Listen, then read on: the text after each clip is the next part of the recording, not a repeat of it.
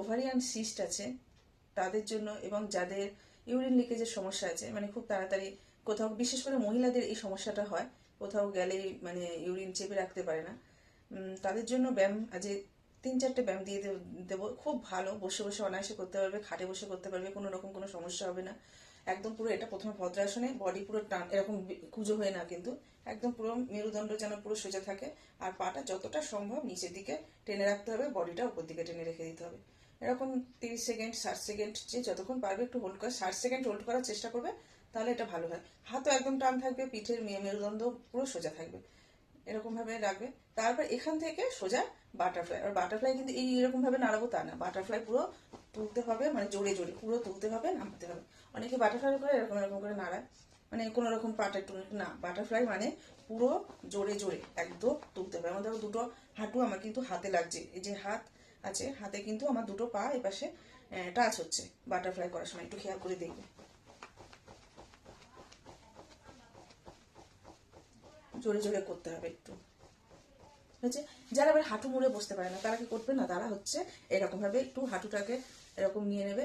আর যদি সেরকম মনে হয় যে সাইডে একটু বালিশ, কোল বালিশ বা কিছু দিয়ে, মানে সাপোর্ট দিয়ে নেবে, যাদের হাঁটুতে প্রচুর পরিমাণে ব্যথা, তারা এবার এরকম ভাবে নিয়ে এরকম ভাবে করবে। যাদের হাঁটুতে ব্যথা আছে, হাঁটু মোড়া তো সমস্যা, তাদের এরকম ভাবে করবে। কিন্তু যাদের হাঁটুতে ব্যথা নেই, তারা চেষ্টা করবে পুরো নিয়ে, তারপর হচ্ছে এইটা হলো। এবার এইখান থেকে আমি পুরো পা দুটোকে জয়েন্ট করব, পুরো নেবো, চেপে নেবো একদম, নিয়ে আবার পুরো চেষ্টা করব পুরো হাঁটু দুটোকে মাটিতে টাচ করা, চেপে আবার তুলবো, আবার টাচ করব।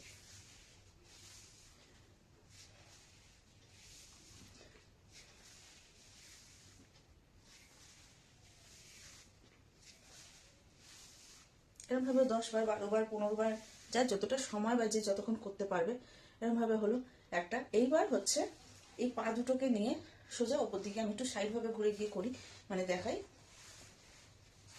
এই পা দুটোকে আমার পুরো মুখের সোজাসুজি আমি তুলবো, নিয়ে যে যতটা পারবে ব্যালেন্স করবে, পিছনে কোথাও কোনো ভর দেওয়ার চেষ্টা করবে না, এরকম ভাবে নিয়ে সামনের দিকে পুরো একদম মুখের সোজাসুজি নেবে। যারা পারবে তারা আস্তে আস্তে মাথা ঠেকাবে, মাথা টাচ করবে, যারা পারবে না মানে চেষ্টা করতে হবে, পারবে না বলে কিছু হয় না, চেষ্টা করতে হবে। যেরকম এই যে আস্তে আস্তে এভাবে নিয়ে আস্তে করে মাথা টাচ করতে হবে, ব্যালেন্স করতে হবে, এটা হলো। এবার যারা মনে করছে যে দুটো পা হচ্ছে না, তারা একটা করে পা তুলবে, তুলে মাথা টাচ করবে, আবার নামাবে, আবার এই পা তুলে মাথা টাচ করবে, নামাবে। যাদের হচ্ছে না, মানে দুটো পা একসঙ্গে, আর যাদের দুটো পা একসঙ্গে হচ্ছে, তারা এরকম নেবে, নিয়ে হোল্ড করবে খানিকক্ষণ, নিয়ে এবার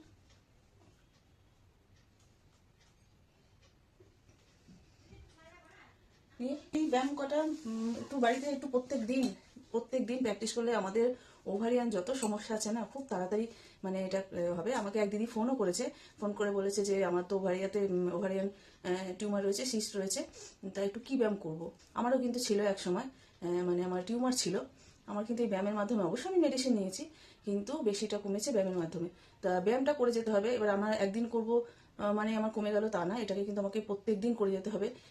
কারোর ওভারিতে সিস্ট বা টিউমার যাই হোক না কেন, একদিনে হঠাৎ করে হয় না, সেটাও যেরকম আস্তে আস্তে হয়, এই যোগাতেও সেরকম আস্তে আস্তে ওটা মানে রিমুভ হবে, নির্মূল হবে আর কি। তা করতে হবে, প্রত্যেক দিন করতে হবে, করলে তবেই হচ্ছে ঠিক ঠিক মতন একদম ফলাফল পাওয়া যাবে।